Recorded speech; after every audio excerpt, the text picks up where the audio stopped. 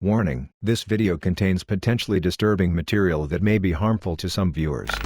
Creepy stories from r/LetsNotMeet. This is a long one, bear with me.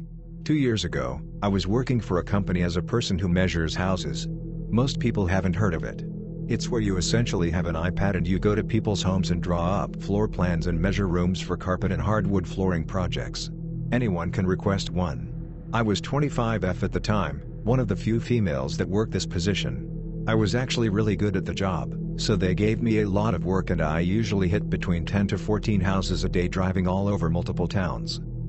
This house was my last house of the day, in the middle of nowhere, and I was exhausted.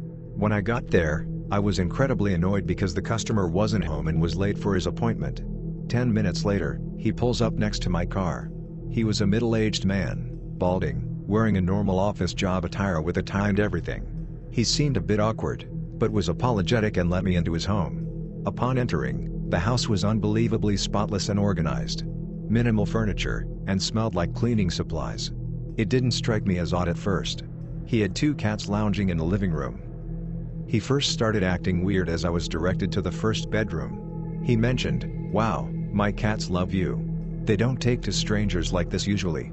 But his cats literally didn't move or come near me the whole time. I just nodded and smiled while I got to work scaling out the master bedroom on my iPad. He started inquiring about the electronics I was using. "Do they keep track of where you are on that thing?" Immediate red flag. "Yes. And my boss knows how long each job should take based on the scope of work. It's incredible technology." I lied without missing a beat. He agreed it was amazing. "Be careful. Don't touch the gun on the nightstand. It might go off." He chuckled. Talk about immediate spine chill. I looked up from my iPad and sure enough, there was a handgun on the nightstand. I knew instantly that I needed to behave like nothing that was happening was triggering alarms for me. He directed me to the second bedroom, and he said the exact same thing. Warning me of a gun on the nightstand, that indeed was there. This was the moment I knew I was in danger. At first, I thought it was just my anxiety around guns, but at this point the tension building between us was undeniable. There were only 2 bedrooms on the scope of work. I hastily met up with him in the kitchen and began running down the next steps. But he interrupted me. "Could you measure the basement stairs? I forgot to add them to the list, and I think I might want to carpet them in the future." My heart dropped, but my stupid customer service conditioned brain could not figure out how to get away with saying no. He led me to the basement door, and, you guys, there is no way he was planning on doing anything with these stairs. They were plank wooden stairs, L-shaped, going down, leading to an unfinished basement. Unfortunately, in order to get an accurate measure, I had to walk all the way down them to the basement. Meanwhile, he stood blocking the doorway with a smile on his face, mentioning again about whether or not my boss knew where I was, to which I shortly replied yes. Once I got to the basement, I scanned the room quickly. There was not 1, but 7 deep freezers lining the walls. In the middle of the room was a lit low-hanging ceiling light, revealing an old television set, VHS tapes scattered on the floor, and an old recliner facing the TV. Behind the set, 2 wide shelves full of VHS tapes. In this moment, I knew one of 2 things was going to happen. He was either going to let me go, or he was going to push me down the fucking stairs. I held my breath, put a smile on my face in an attempt to act my way out of this situation, and began to climb the stairs. All I could hear was my heartbeat in my ears. He was still blocking the door, no smile this time. As I got to about the 5th stair from the top, I felt him hesitate, which made me hesitate as well. You could cut the tension with a knife, and I finally understood that expression. To my absolute shock and relief, after 4 seconds, he stepped aside. I made a beeline towards the front door, not saying a word, when he stopped me again, saying, "Before you go, won't you give my cats a treat? They loved you so much." He was holding a bag of cat treats. I quickly gave his cats a treat, thanked him, and practically ran out of the house, and definitely ran to my car. The second I got out of his driveway, I had the most intense panic attack and cried. I tried to call my boss, but I was in a dead zone. The truth of the matter is that my boss would not have noticed I was missing for at least 24 hours when I didn't route my day the next workday. Yes, he would have eventually been caught as it was my last known location, but I would have been long dead. I suffered PTSD over this experience. I couldn't sleep for a week. I was petrified to work my job, but had no choice. This day still haunts me. The worst part, I was so fucked up, jumbled, and in denial over the experience, I forgot to write down his address. So, when I was 13, my parents sent me to an all-girls fitness camp to work on becoming the best version of me. Well, let's be honest here, it was a fat camp. And it was as horrible as you can imagine. Bad food, all-day exercise, and god-awful counselors. The camp took place on a college campus, where they had us sleeping in dorms of 2 girls per room. But I had high hopes that it wouldn't be a complete waste of a summer, as my roommate seemed like a great girl. Let's call her Mary. We had similar interests in the same style. It seemed like a perfect match. We would chat late into the night planning our escape from the camp, bemoaning having to give up our cell phones, though secretly I had managed to sneak mine in, and talking about our families and how much they sucked for sending us here. To be honest, I was surprised that she was even at this camp. She was actually pretty fit, and her parents had signed her up for the whole summer versus mine only sending me for 2 weeks. Only 2 days into being at this place, I was pulled aside by another girl who I had become close friends with. She warned me that Mary had a lot of issues, and the reason why she had been sleeping in a single for X amount of time was because no one else wanted to room with her. Well, I brushed it off, thinking it was just rumoring and other girls being mean. That day at lunch, Mary seemed rather mad at me, and for the life of me I couldn't figure out why. So, when I got a chance, I asked her what was up. She ranted at me about how everyone was so mean and was I going to leave too? She went on to explain how this one girl she was rooming with switched rooms because she made friends with this popular girl and that she made up lies to be popular. And, silly me, I believed her. We continued hanging out, and only now do I realize how she was keeping me from hanging out with anyone else. Near the end of my first week, the camp took us on a long walk over to the local pool. It was a big deal as it was super hot and only a once-a-week activity. Mary and I were super excited to go. When we got there, we quickly claimed some chairs and left our stuff there. As Mary had been at the camp for several months, she didn't have to pass some stupid "can you swim" test, that I assume is mandatory in most camp settings, so we were separated for about 20 minutes. After I passed with flying colors, "Thank you swim team," I jumped into the pool and just started floating around. I heard her calling my name, and saw her waving me over to the deep end of the pool. I swam over and asked her what was up, and she said she wanted to show me something. Next thing I know, her hands are around my neck and she is shoving me underwater. Now, I am a good swimmer and I am very capable of holding my breath for quite a long time. But never in my life had anything like this happen to me, and I panicked and opened my mouth to scream. Luckily, before my mind had even processed what was happening, I had kicked up my legs and shoved her back and made a desperate escape. Somehow, I managed to swim away and pull myself out of the pool. As I caught my breath and began to process what had just happened, I looked back at her. She was just staring at me, not having moved. I quickly grabbed my stuff and ran into the bathroom and called my mom. I was in tears as I explained what happened, and it was very obvious she didn't believe me. I stayed in that bathroom until we left to go back to the camp. I didn't leave the counselor's sides the entire walk back. When we arrived back at the camp, I was pulled aside by one of the women in charge. She very rudely demanded I give her my cell phone. I of course denied having one, and asked why she thought I did. She told me that my parents had called about some assault that had happened to me and they told them I had called. Quickly I excused it, saying I borrowed a phone from a lady at the pool. Thankfully they bought that. They told me that I would be moved to a new room the next day, and that I had to spend the night with Mary one last time. Furiously I begged them to please let me sleep on the floor of another girl's room, but they insisted I was being melodramatic. As soon as I was left alone, again I raced to the closest bathroom and called my mom. That's when I learned the truth about Mary. I wasn't her second roommate, nor her third, fourth or fifth. I was the sixth girl to stay in a room with her. 3 of her roommates had left camp early, and the other 2 had switched rooms at the first opportunity. All 5 other girls had made allegations of violence from Mary against them, but the camp refused to do anything, and insisted she was just a troubled girl who wanted to make friends. Or as they told my parents, well, she has had some issues in the past. That night I didn't sleep at all, and neither did Mary. She sat up in bed staring at me all damn night. I could feel her watching me and I was terrified. I had my phone clutched in my hand with 911 dialed and ready to call at any moment. I practically cried when the sun came up. That day I was moved to a new room, in a different building, and somehow managed to break my foot in the process, so my parents drove up and took me home with a cast on my foot to commemorate my time there. To this day I have had issues from what this girl did to me, and I have never been able to live with roommates or make friends as easily. So, Mary, wherever you are out there, let's never meet again.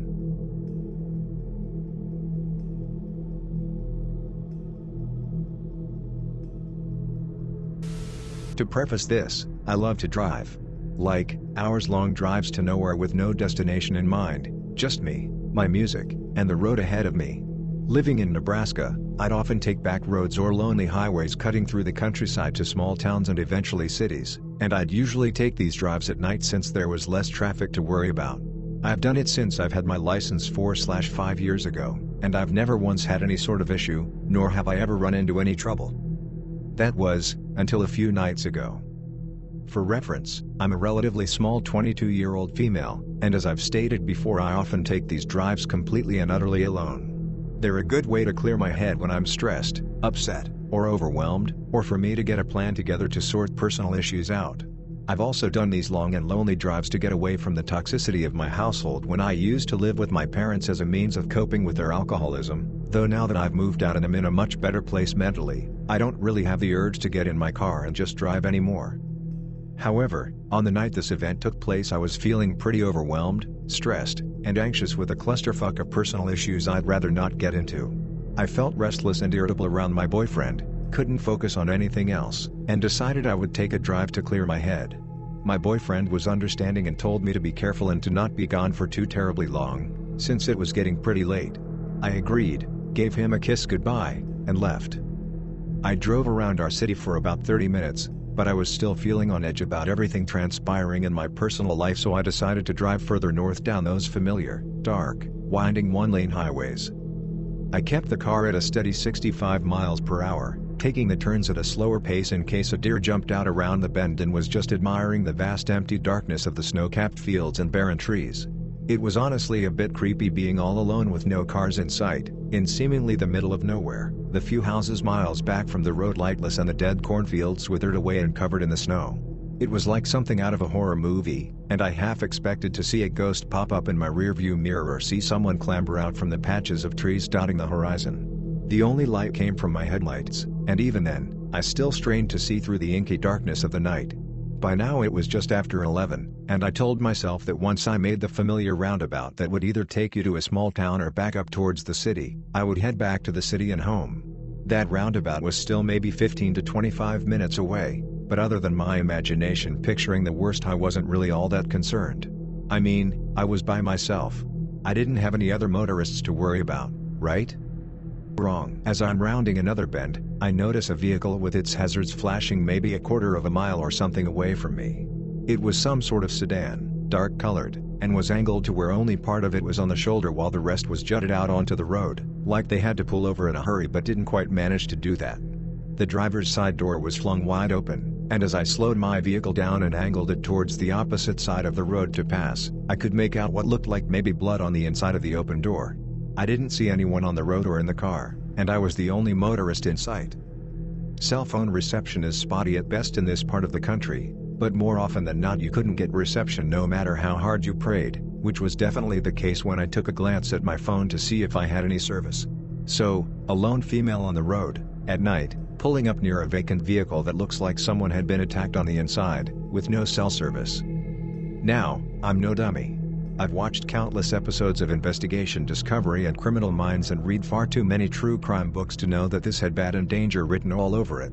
But there was still a small part of me that worried something terrible had happened to whoever was in that vehicle, and I thought I needed to help. These roads don't get a lot of traffic late at night, and temperatures were well below freezing.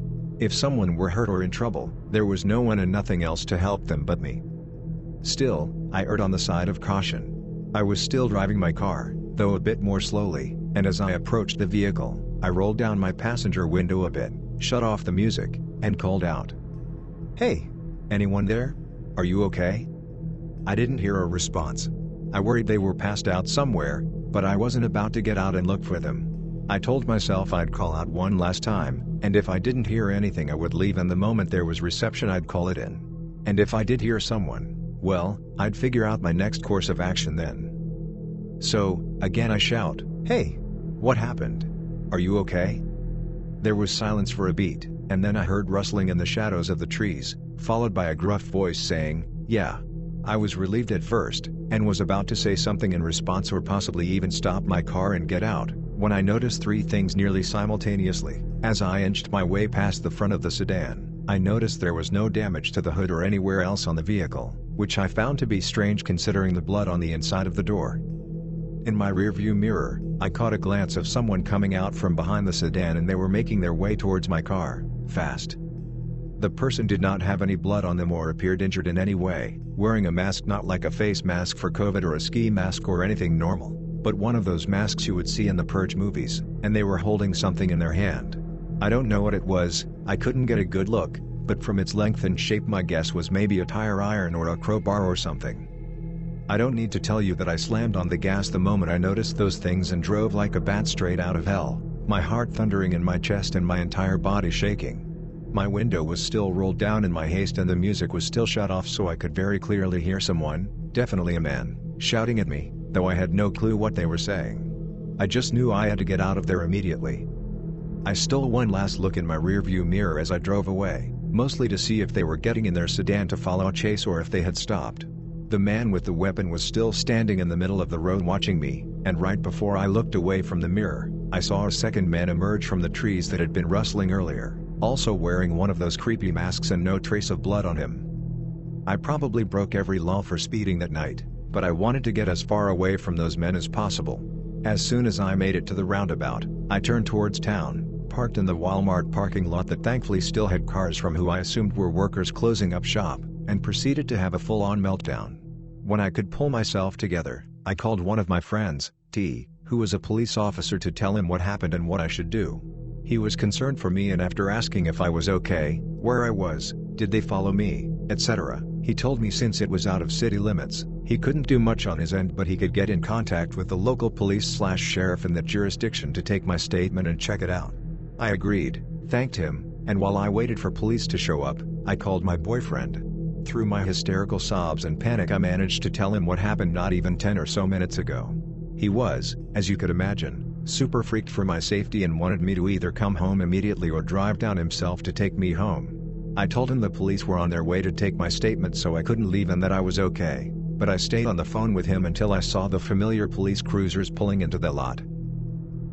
I gave the police my statement and they assured me they would go back to the spot I told them the sedan had been to take a look and that they would try to catch the guys who did it, though with no cameras, and no description of the men I wasn't sure they'd be able to. I didn't even get the license plate number, though at the time of my panic the thought never came to mind until the police were asking if I got it. All they had to go off of was a dark-colored sedan and two guys with masks. After I gave my statement I went home and stayed curled up close to my boyfriend the whole night, listening to every sound the house made in fear it would be those guys arriving any minute to finish whatever it was they started. Since the incident I haven't heard back from police about whether or not they have any leads, and I'm not sure they ever will. I'm just thankful I'm still here and that I didn't stop my car or get out. I'm not sure what would have become of me if I had. I still have so many questions that have no answers. What were they doing? Why? Was that blood on the inside of the car, or just a ruse to get more attention? If it was really blood, did they hurt someone else? What would have happened to me if I had stopped my car? Needless to say, I won't be going on any more late-night drives to anywhere, and I hope I never cross paths with those freaks again. My family at one time volunteered at a veterans homeless shelter quarterly. It was with a group of people from our church. We had gone several times. I had a small baby that I was wearing on my body with a wrap while serving the food, and I would occasionally mingle and talk with the veterans while they ate. One evening, I was speaking to two men at a table and one asked me where I lived. I didn't take it to mean anything other than the general town I was from, which I told him. It was nowhere near where this shelter was. But then, the other man at the table, who I had never seen before, looked at the other guy and told him exactly how to get to my house. He told him where I lived. Then he looked at me and he said, "I used to live on the hill across the road from you. I used to watch you all the time. You and your children." So that was the last time I volunteered anywhere like that. I reported him to the shelter director. He was a registered sex offender, I found out later, and he did live across the road from us at one point. I've never been so creeped out in my life. This took place back in 2016. I, at the time, was a 16-year-old girl at a summer camp. This summer camp took place at a college about 45 minutes away from me. I was there for filmmaking and knew everyone in the program. Yes, there were other programs such as dance, drama, and visual arts, but there were still a limited amount of people. The film camp lasted longer than all of the other ones, so by the last week, there were about 50 of us on campus, so you remember faces.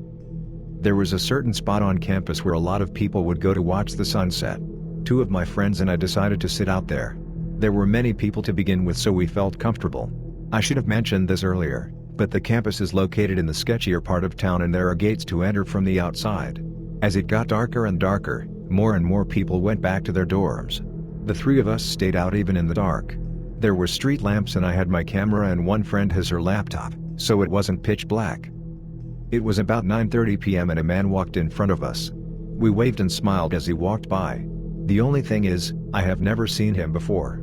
Even a week ago, before all of the other sessions left, I had never seen him before, and at most there had been 250 people on campus. I tell my friends that it kind of creeped me out and that I've never seen him, but the one with the laptop said it was nothing to worry about, seeing there was campus security doing a checkup on a building near us. About 10 minutes go by and he walks in front of us again. After he leaves, the friend with the laptop in a worried voice says we need to go. We grab all of our belongings and are walking fast back to the dorms, and I get her to explain to me what had her so worried. She said that when he walked by again, he looked over his shoulder and did a head nod into the distance, and when she looked over, she saw another man in the darkness. We laughed it off as we got close to the dorms, but all I could think to myself was, why didn't we leave when I said we should?